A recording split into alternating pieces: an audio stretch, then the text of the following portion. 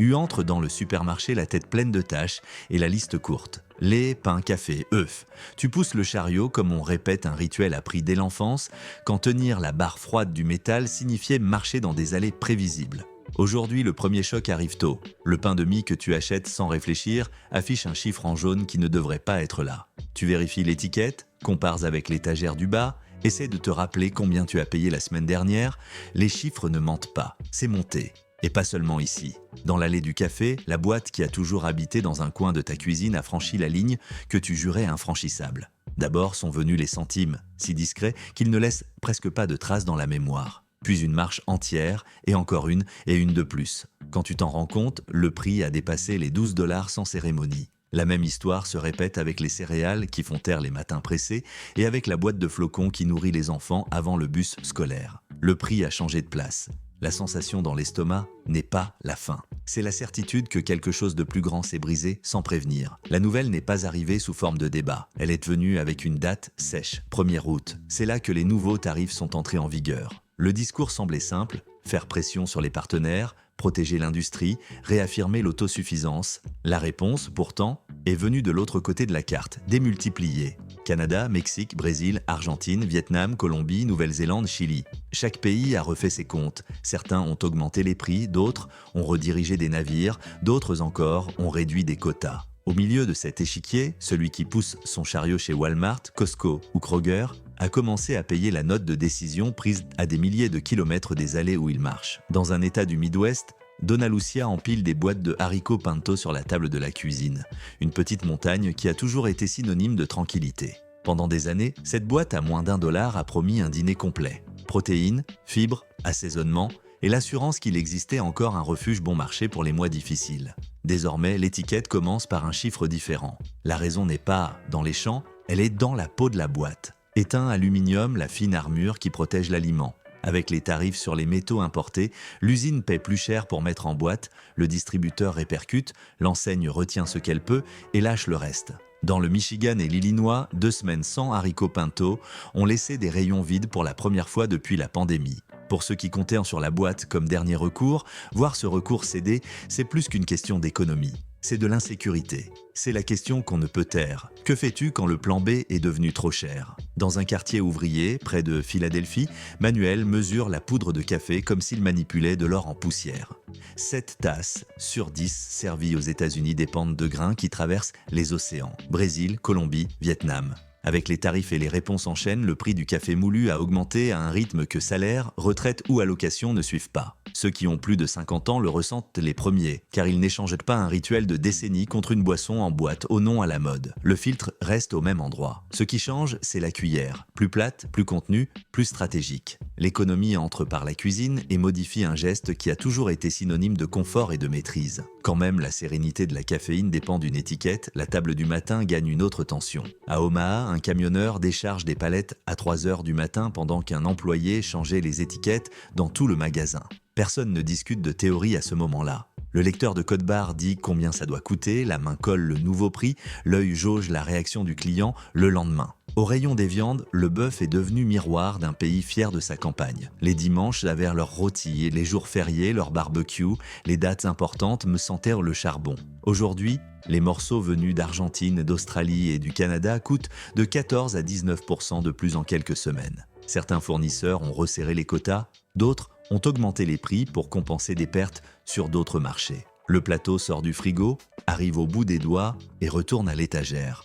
Dans le chariot, entre poulet congelé, saucisses, nouilles instantanées, ce n'est pas seulement un échange de protéines. C'est le nœud dans la gorge de celui qui voit une tradition heurter la limite du budget. Dans un pays qui exporte l'image de l'abondance, le rituel de la viande se transforme en calcul douloureux. Et les calculs n'ont pas le parfum du barbecue. À Des Moines, la directrice d'une école primaire fait les comptes du petit déjeuner avec son crayon rongé. Les œufs ont toujours été la réponse rapide et nutritive. La boîte de 12, pendant des années, rentrait automatiquement dans le budget. En 3 semaines, la même boîte a augmenté de presque 40% dans les grandes enseignes. L'explication de cette hausse passe par des éléments peu visibles. Alimentation à base de maïs et de soja avec intrants importés plus chers, automatisation et équipement avec pièces tarifées. Le producteur ne sort pas la marge du néant. Le marché met la pression, la ferme ajuste, le prix tourne le coin et arrive sur le plateau du réfectoire. Devant le rayon des œufs, tu hésites maintenant entre la douzaine et la demi-douzaine. Entre la marque qui ne casse pas à la poêle et la boîte fragile qui ferme le compte à la caisse, la routine perd son rythme. Pancakes le samedi, omelette les jours pressés, gâteau pour le goûter, chaque décision demande la permission de l'étiquette. L'allée qui semblait à l'abri par sa simplicité a cédé elle aussi.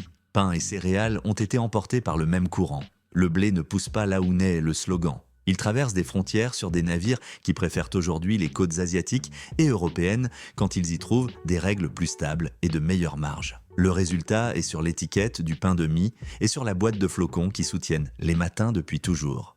La hausse n'envoie pas d'avertissement à l'avance. Elle arrive. Tu t'en rends compte quand tu dois retirer un article pour additionner les autres. Tu t'en rends compte quand tu commences à couper des tranches plus fines pour le sandwich de la boîte à goûter. Au rayon fruits et légumes, la lutte contre la réalité a le visage des fruits comptés. Pommes de Nouvelle-Zélande, raisins du Chili, myrtilles du Canada, mangue du Mexique. La hausse varie de 20 à 35%. Le régime que médecins, nutritionnistes et campagnes publiques demandent de privilégier devient un exercice de budget. Un plateau retourne à l'étal, 2 pommes deviennent une. La grappe de raisin devient une demi-grappe. Le bac du frigo, autrefois coloré, reste parfois vide. Ce n'est pas qu'une question de goût. Ce sont des choix qui pèsent sur la santé des personnes âgées qui ont besoin de fibres et de vitamines, des enfants qui apprennent les habitudes à travers ce qu'ils voient sur la table, des adultes qui essaient d'échanger des médicaments contre de meilleures décisions dans l'assiette.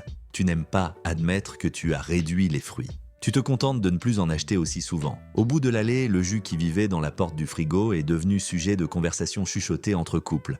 L'un veut garder l'habitude, l'autre montre l'étiquette. Le verre et l'aluminium ont augmenté, les fruits importés aussi, et soudain le litre de jus d'orange pur coûte autant que 3 articles du petit déjeuner. On le remplace par des versions diluées, par des sirops déguisés ou par rien. Le rideau tombe sur un petit réconfort qui, ajouté à tant d'autres, donnait du sens à la routine. Quand la routine perd ses points d'appui, la maison grince. Walmart, Costco et Kroger ne sont pas des méchants à cape noire. Ce sont de grands miroirs. Ils absorbent ce qu'ils peuvent, négocient à la limite, compressent les marges jusqu'à la douleur, réorganisent les acheteurs, passent des semaines à changer de fournisseur. Mais les miroirs ne changent pas le visage qu'ils reflètent. La chaîne mondiale qui garantissait la stabilité a été tendue par des fils difficiles à voir à l'œil nu. Les tarifs sur les métaux ont augmenté le coût de l'emballage. Les tarifs sur les intrants agricoles ont poussé les coûts dès le départ de la ferme et du champ. Les pays ont répliqué en redirigeant des navires vers des endroits où les règles étaient moins tortueuses.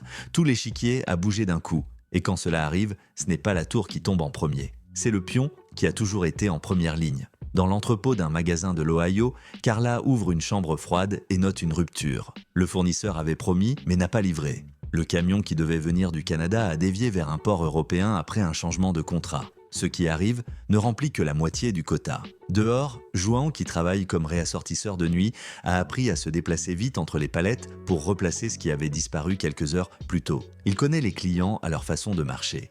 Il peut prévoir qui va prendre, regarder, reposer. L'inflation enseigne le langage corporel. Dans le sud du Texas, une petite supérette de quartier essaie de maintenir des prix qui ne fassent pas fuir la clientèle.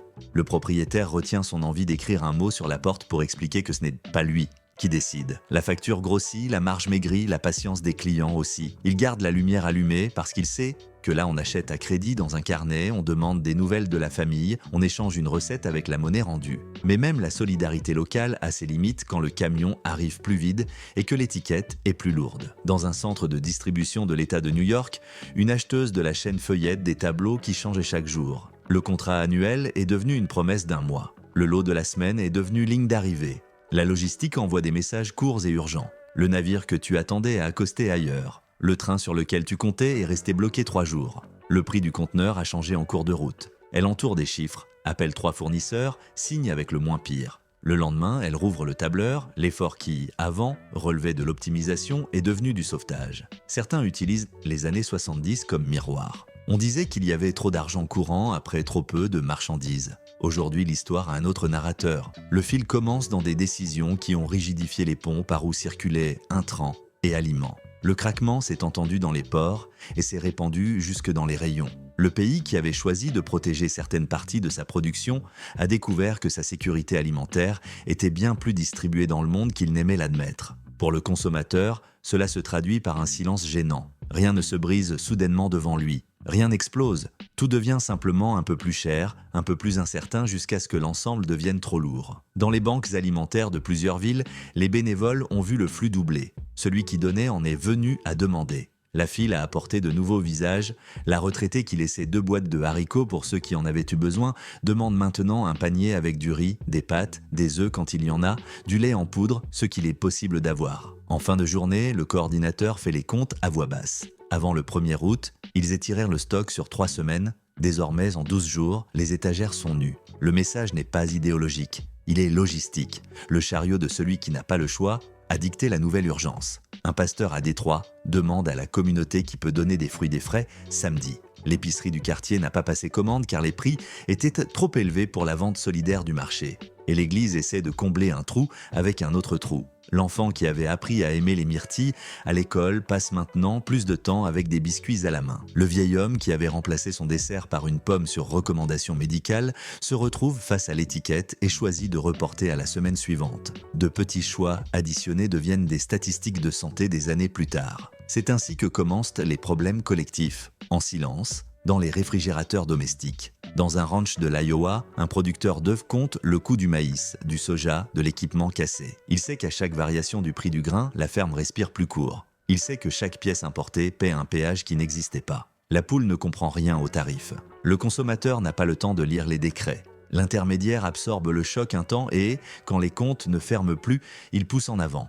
Il n'y a pas de méchanceté là-dedans, il y a des limites. Dans le quartier voisin, une mère coupe le sandwich de son fils en 4 au lieu de 2. C'est le même pain, la même pâte d'arachide. La différence, c'est la conversation qu'elle a eue avec son mari la veille au soir. Ils ont regardé la somme des 15 prochains jours et décidé où serrer, quoi reporter, quoi supprimer. Il n'y a pas eu de dispute. Il y a eu un deuil de petites choses. Chaque famille qui traverse cet ajustement connaît la sensation de négocier des fragments de confort. La tentation est de chercher une explication unique. Elle n'existe pas. La hausse du haricot en conserve commence dans le minerai et finit à la caisse. Le café dépend d'un réseau de producteurs dans des pays qui ont répondu aux tarifs selon leurs propres intérêts. La viande importée discute de quotas, de fret, de préférences de marché. L'œuf discute d'aliments, d'équipements, de logistique.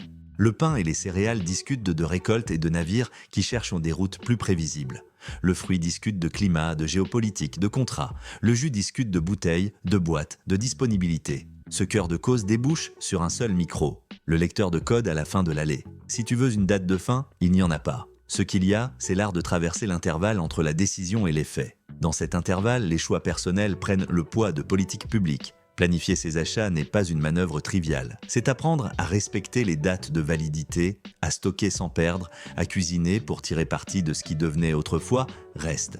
C'est refuser l'impulsion de toujours changer de marque quand cela coûte plus cher à long terme. C'est chercher des coopératives, marchés de producteurs voisins aux arbres généreux. C'est organiser les listes par priorité réelle. Il ne s'agit pas de romantiser le sacrifice. Il s'agit d'éviter le gaspillage dans un environnement qui punit durement l'erreur. Certains disent que ces mouvements apportent des bénéfices futurs, que l'industrie locale en sortira plus forte. Peut-être. Mais interroger le chariot qui entre et sort aujourd'hui est un devoir. Derrière chaque étiquette se cache un portrait d'inégalité qu'on ne voit pas dans une salle de réunion. La retraitée qui tient la boîte à 2 mains et la repose sur l'étagère. Le jeune qui lit une à une les informations nutritionnelles et choisit selon le critère cruel du prix par calorie. Le travailleur qui dépense plus d'essence pour chercher une promotion à l'autre bout de la ville et découvre que la mathématique a échoué. La famille qui achète moins de fruits pour pouvoir acheter ses médicaments. La directrice d'école qui décide de réduire l'œuf au menu et de compenser avec quelque chose qui n'a pas la même valeur. Ce sont ces histoires qui composent le mosaïque de ce que l'économie fait quand elle descend du graphique jusque dans l'assiette. Quelque part sur la côte ouest, un acheteur international d'une grande chaîne essaie de renégocier un contrat de blé avec un exportateur argentin. Il promet fidélité, volume, planification. En face, le fournisseur mesure le risque politique et ajoute une marge de sécurité. Le navire qui auparavant visait les États-Unis avec prévisibilité considère désormais d'autres ports. Il n'y a pas de colère dans ce geste, il y a de la prudence. En économie, la peur coûte cher et le temps facture des intérêts. La dame qui donnait toujours 2 boîtes à la banque alimentaire n'en apporte plus qu'une. L'homme qui achetait toujours de la viande le dimanche appelle désormais son beau-frère et demande si la famille accepte un barbecue de poulet. L'adolescente qui remplissait un verre de jus d'orange le matin le complète maintenant avec de l'eau et fait semblant que c'est par goût. Chaque petite adaptation est un reçu. Conserver, ces reçus racontent une période spécifique de la vie d'un pays. Le débat public insistera pour transformer cette expérience en duel de slogans. Et toi, qui ne vis pas de slogans, tu dois t'en protéger. Tout ce qui était bon marché n'était pas durable, tout ce qui est devenu cher n'est pas exploitation. Mais tout ce qui change trop vite près de la table de celui qui travaille doit être questionné avec soin et avec des faits. Si une chaîne d'approvisionnement de plusieurs décennies peut être déformée par un ensemble de décisions hâtives, la reconstruction ne viendra pas à la vitesse d'un discours. Elle viendra au rythme des contrats, des récoltes, des routes, de la confiance. Le chariot du mois prochain en dira plus que n'importe quel titre. En fin de journée, tu es de retour sur le parking avec des sacs plus légers. Le soleil tape sur le capot de la voiture et la chaleur de l'asphalte monte comme un avertissement. De l'autre côté, un couple discute à voix basse à propos d'un jus. Une dame échange un paquet de viande contre un poulet plus petit. Un adolescent repose une boîte de céréales après avoir comparé 3 étiquettes. Ce sont des scènes courantes, mais elles ne devraient pas être normales, ce sont des signaux. Des signaux ignorés qui présenteront la facture plus tard avec intérêt. Si l'économie est un ensemble de choix, la politique qui promet de protéger doit aussi répondre de ses effets. Il ne s'agit pas de blâmer un magasin ou un employé, il s'agit d'assumer que des décisions venues d'en haut, mal calibrées, transforment la vie d'en bas en une suite de renoncements. Et la renonciation répétée devient habitude. L'habitude devient culture. Culture de moins de fruits, moins de protéines de qualité, moins de rituels qui nous rappellent qui nous sommes à table. La question qui reste n'est pas technique, elle est intime. Quel type de pays voulons-nous être quand nous ouvrons le réfrigérateur ? Tu ranges ton chariot, vérifies ton ticket, le mets dans ta poche. Demain, la routine continue. La différence, c'est que maintenant, tu sais où l'histoire a commencé à se tordre. Ce n'était pas dans l'allée du pain, ce n'était pas à la caisse. C'était dans la promesse simple qu'un pays peut se fermer au monde sans que le monde réponde. Le monde a répondu.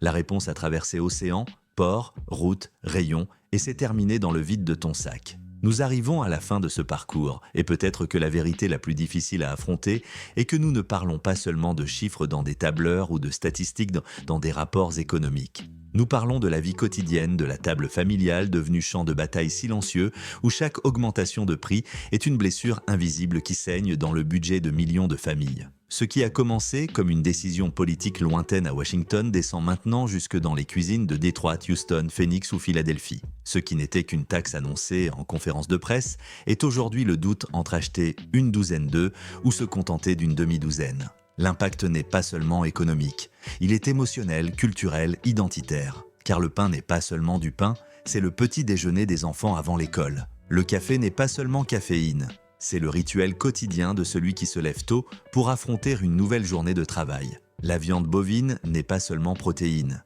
c'est le barbecue du dimanche qui réunit des générations autour de la même table. Quand ces symboles commencent à disparaître ou à devenir un luxe, quelque chose de profond se brise.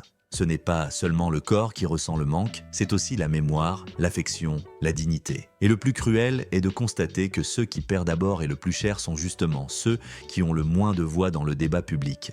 Les retraités qui comptent de leurs pièces, les mères célibataires qui tentent de d'équilibrer alimentation et loyer, les travailleurs qui dépendent de chaque heure supplémentaire pour que rien ne manque à la maison. Pour eux, Walmart n'est pas un géant corporatif sans visage, c'est le reflet quotidien de ce que représente réellement la politique étrangère et les guerres commerciales. Les rayons ne mentent pas. Quand les prix montent, aucun discours officiel ne peut le masquer. Il existe aussi un paradoxe douloureux. Les États-Unis, autoproclamés grenier du monde, terre d'abondance agricole, voient aujourd'hui leurs citoyens hésiter devant une boîte de céréales ou un plateau de fruits importés. La promesse d'autosuffisance s'est transformée en dépendance accrue et l'idée de protéger l'industrie nationale a fini par laisser des millions de personnes sans aucune protection. C'est une contradiction historique qui fait écho aux crises passées lorsque des politiques conçues pour démontrer une force internationale ont fini par éroder la base interne qui soutenait la société elle-même. S'il y a une chose que ce scénario expose clairement, c'est la fragilité de la sécurité alimentaire en temps de rivalité mondiale. La nourriture, qui devrait être un droit fondamental et universel, est en train de devenir un marqueur d'inégalité. Ceux qui peuvent payer continuent de choisir.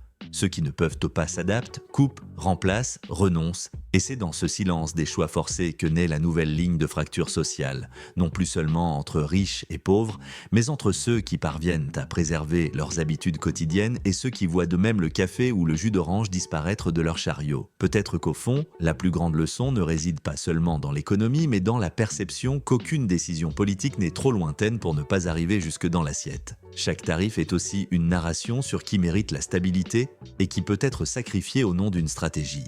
Et pendant que Washington joue aux échecs avec ses partenaires commerciaux, les citoyens ordinaires jouent à un jeu de survie dont les règles changent chaque semaine, et toujours contre eux. C'est pourquoi ce n'est pas seulement une histoire d'inflation, c'est une histoire d'identité, de dignité et de lutte silencieuse pour maintenir vivante une routine qui semblait inébranlable. Parce que lorsque même le haricot en conserve cesse d'être un refuge, on comprend que le problème n'est plus le prix, mais ce que nous sommes prêts à perdre sans nous en rendre compte.